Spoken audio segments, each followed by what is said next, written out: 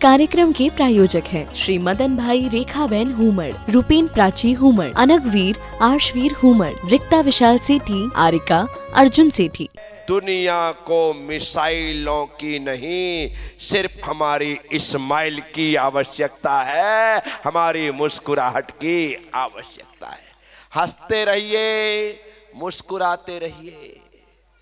पापी व्यक्ति मुस्कुराता नहीं है, सिर्फ पुण्यात्मा और धर्मात्मा व्यक्ति के चेहरे पर मुस्कुराहट होती है। पापी तो तनावग्रस्त होता है, हमेशा तनाव में रहता है। इसलिए मैं आप सबसे कहता हूं, आप पुण्यात्मा हैं तो आपके चेहरे पर मुस्कुराहट होगी, आप धर्मात्मा हैं तो आपके चेहरे पर मुस्कुराहट होगी।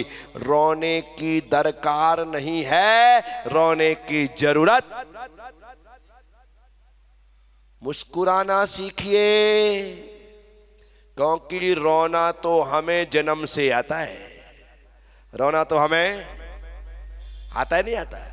मुस्कुराना सीखिए, रोना तो हमें जन्म से आता है। इसलिए मैं लोगों से कहता हूं, मैं दुनिया को एक ही पाठ पढ़ाता हूं, हंसना मुस्कुराना खिलखिलाना सिखाता हूं, क्योंकि आज की सबसे बड़ी जरूरत है हंसना मुस्कुराना खिलखिलाना। आदमी इतना विषादग्रस्त हो चुका है, इतना तनावग्रस्त हो चुका है, इतने टेंशन में है, ऐसा डिप्रेशन में है कि आदमी हंसना मुस्कुराना भूल गया है। साथियों, अपने ऊपर किसी भी गम को, किसी भी विषाद को, किसी भी तनाव को, किसी भी दुख को, किसी भी तकलीफ को, किसी भी पीड़ा को हावी मत होने देना। हावी, क्योंकि जब ही हमारे ऊपर हावी हो जाती है तो सबसे पहले हमारी हंसी खुशी खत्म।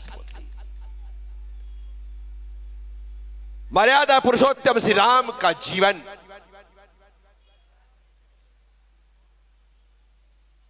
गुरुकुल में पढ़ करके लौटे, विश्वामित्र आ गए, ताड़का के वध के लिए, असुरों के वध के लिए उन्हें लेकर के चले गए। वहां से लौट करके आए, सीता का स्वयंवर जीत करके आए, सीता को लेकर के आए। मंथरा कैकेयी के सामने आ गई। मंथरा कैकेयी के सामने आ गई।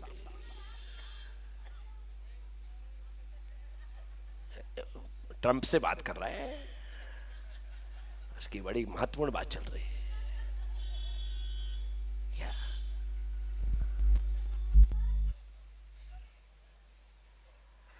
मंथरा बीच में आ गई, कैकेयी के पास गई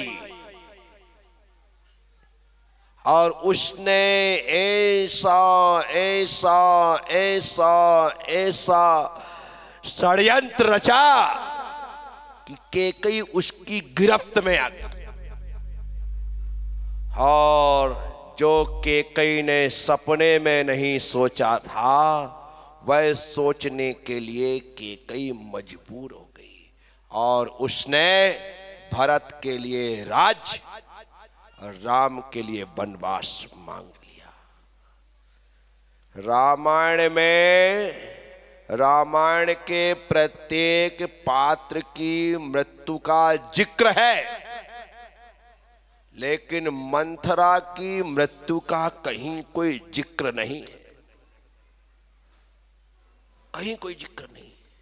मंथरा उसके बाद कहां गई, कहां लुप्त हो गई, कहां छिप गई, मरी या नहीं मरी, ना बाबा तुलसीदास जी ने कलम चलाई, ना किसी प्रकार से वाल्मीकि जी ने चलाई। कोई उसके ऊपर लिखने को राजी नहीं हुआ कि वो जिंदा है या मर गई। पर मुझे लगता है मंथरा आज भी जिंदा है। मंथरा, मंथरा बोलो ना, मंथरा आज भी जिंदा है। जिन परिवारों में महिलाएं भाई भाई को अलग करने की फिराक में है, समझना उनके भीतर उसकी ही आत्मा है। उसके भीतर किसकी? हाँ तुम बोलो, मैं नहीं बोलता भाई। फालतू मुझे कल जाना है, फोकट में कौन बैर विरोधी महिलाओं से ले क्या? उसके भीतर मंत्रा की आत्मा। कभी तुम्हारे दिमाग में ऐसा आए कि हमें अलग होना चाहिए और तुम अपने पति के कान में जाकर के ऐसा पाठ पढ़ाओ और पति से कहो कि जाओ पापा से बोलो कि अब हम अलग होना चाहते हैं, बंटवारा हो जाए, हिस्सा हो जाए, मैं अलग होकर के रहना चाहता हूं, हम भले ऊपर रहें या नीचे लेकिन अब अलग अलग होना है, ऐसा तुम्हारी पत्नी कहे तो समझ जाना ये तुम्हारी पत्नी नहीं। मैं क्यों बोलूं?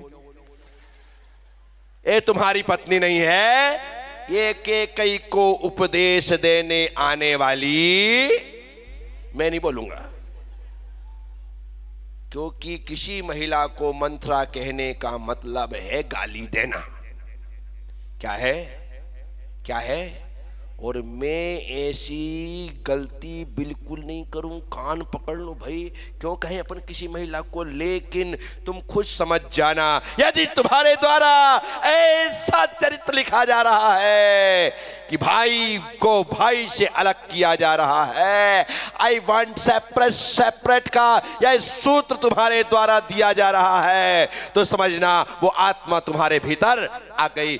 मैंने मुकेश आचार्य पूरे देश में 40 साल से घूम रहा हूं, पूरे देश में, और मैंने देखा, कैलाश दादा, मैंने 40 साल से पूरे देश में घूम करके देखा कि जितने भी लोग न्यारे हुए वो शादी के बाद ही हुए। क्या?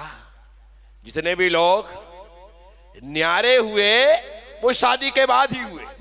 शादी के पहले किसी भी बेटे ने अपने पिता से अलग होने की डिमांड नहीं की, अलग होने की बात नहीं की। शादी के बाद ना जाने उसके कान में कौन सा मंत्र फूंक दिया जाता है कि वो बेटा कहता है आई वांट सेपरेट सेपरेट।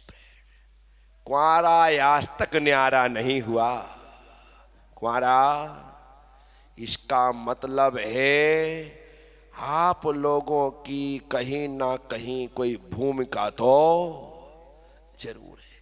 मैं हमेशा कहता हूं, मकान छोटा हो और अलग होना पड़े तो कोई तकलीफ नहीं, लेकिन मन छोटा हो और अलग होना पड़े तो सिर्फ तकलीफ ही तकलीफ है। इसलिए अपने मन को विराट बना करके रखना।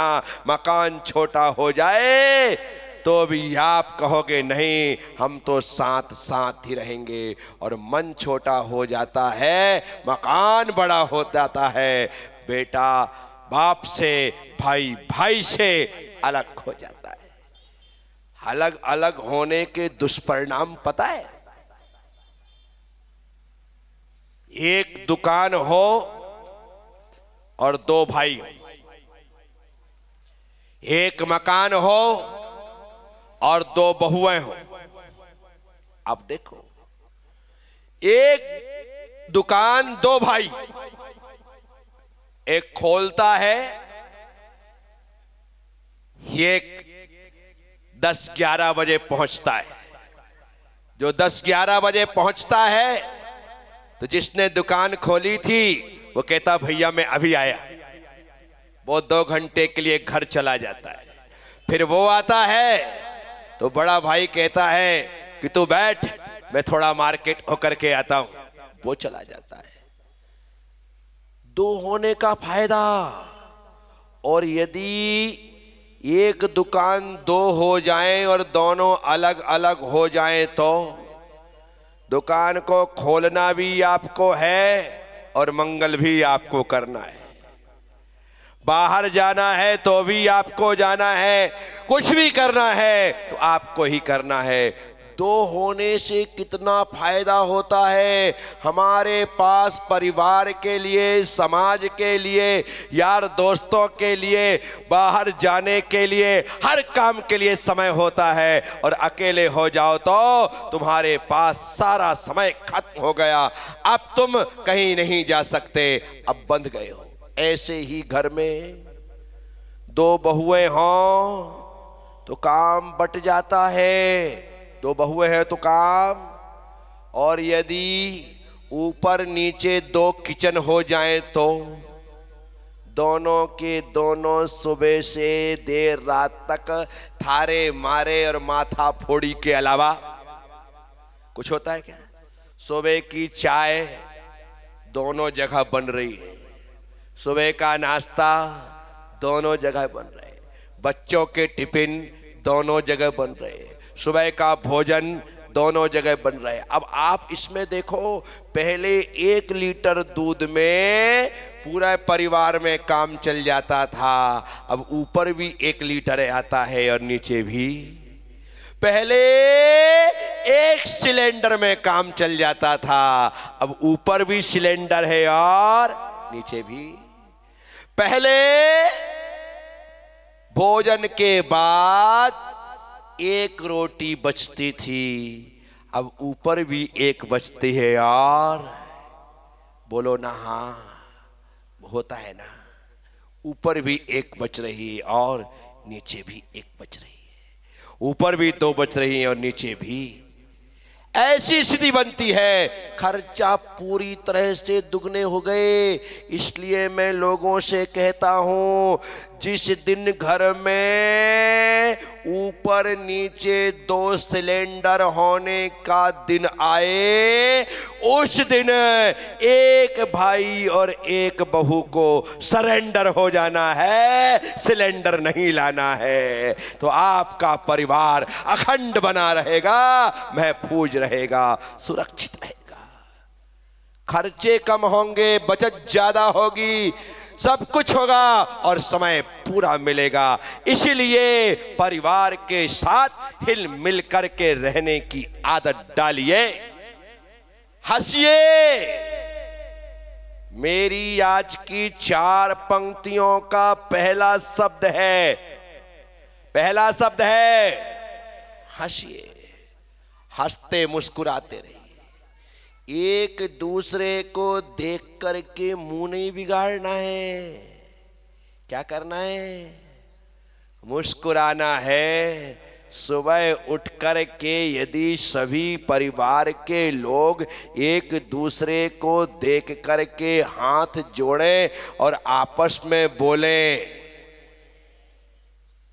सब तो पता है फालतू में आनंद यात्रा क्यों करवा रहे हैं मुझसे, एक दूसरे को बोले, जय जिनेंद्र बोलो, राम राम बोलो, सत श्री अकाल बोलो, वालेकुम सलाम बोलो, जो तुम्हें बोलना है वो बोलो, जिस धर्म और जाति के और जिस मजहब के हो वो बोलो, मुझे कोई लेना देना नहीं है। लेकिन सुबह उठ करके अपने ईश्वर का, अपने परमात्मा का नाम एक दूसरे से मिलते हुए ले लेना, क्योंकि तुम्हारे भीतर भी परमात्मा है और जिससे बोला जा रहा है उसके भीतर भी परमात्मा है। सुबह भाई से भाई का नहीं, बाप से बेटे का नहीं, पति से पत्नी का नहीं, भगवान से भगवान का मिलन होता है। इसलिए सुबह बोला जाना चाहिए, जय जिनेंद्र बोलो, जोर से बोलो और जोर से बोलो, जय जिनेंद्र। सुबह सो कर के उठने के बाद से सोने के पहले तक जो 108 बार जय जिनेंद्र बोलता है, उसे नलखेड़ा में रहते हुए सम्मेद शिखर जी की एक वंदना का पुण्य मिलता है। हिंदू हो कैलाश, हिंदू हो रोज 108 बार राम राम बोलो लोगों से, तो घर बैठे पान की दुकान चलाते चलाते 4 धाम की यात्रा का फल मिलता है। ये हमें करना पड़ेगा। परमात्मा के नाम का स्मरण हमारे द्वारा हो। जिस भी व्यक्ति को हम पहली बार देखें उसके भीतर हमें भगवान दिखाई देना, भगवान दिखाई देना। वैसे भी भारतीय संस्कृति में ग्राहक को भगवान का रूप माना है। क्या माना है? ग्राहक को, जो तुम्हारी रोजी रोटी का कारण हो, जो तुम्हारे पेट को, तुम्हारे परिवार को चलाने का कारण हो, वो निश्चित तौर पर कोई ना कोई ऐसी शक्ति तो है जो तुम्हें प्रदान कर रही है। वह ताकत, वह ऊर्जा, वह एनर्जी, वह पावर, वह शक्ति वो तुम्हें मिल रही है। इसलिए कोई ना कोई तो है जो तुम्हें दे रहा है, अन्यथा हमारी स्थिति, हमारी औकात है क्या? ये बात पक्की है। ये हर व्यक्ति भूखा जागता है लेकिन भूखा सोता नहीं। कोई ना कोई उसे खिलाने वाला मिल ही जाता है। भिखारियों को भीख मिल जाती है और भिक्षुओं को भिक्षा मिल जाती है। आपको रोटियां मिल जाती हैं, सबको मिलता है। चींटी को कण भर और हाथी को मन भर रोज मिलता है। चींटी को, हाथी को रोज मिलता है। बाबा तुलसीदास ने लिखा, बाबा तुलसीदास जी ने लिखा, मुर्दा को प्रभु देते हैं लकड़ा कपड़ा आग। क्या कहा? मुर्दा को प्रभु देते हैं लकड़ा कपड़ा आग, और जिंदा नर चिंता करे बाके बड़े अभाग। ये बाबा तुलसीदास कह रहे हैं। जब देने वाला मुर्दे को लकड़ी दे रहा है, कपड़ा दे रहा है, आग दे रहा है, तो तुम तो जिंदा हो, तुम्हें भी सब कुछ मिलेगा। व्यर्थ की चिंता करने की जरूरत नहीं है। इसलिए हंसिए, किसी प्रकार से अपने आप को तनाव से मत भरिए, तनावग्रस्त मत करिए, हंसते मुस्कुराते रहिए। ये जिंदगी मुस्कुराने के लिए मिली है, खिलखिलाने के लिए। इस कार्यक्रम के प्रायोजक हैं श्री मदन भाई रेखाबेन हुमड़, रूपेन प्राची हुमड़, अनगवीर आर्शवीर हुमड़, रिक्ता विशाल सेठी, आरिका अर्जुन सेठी।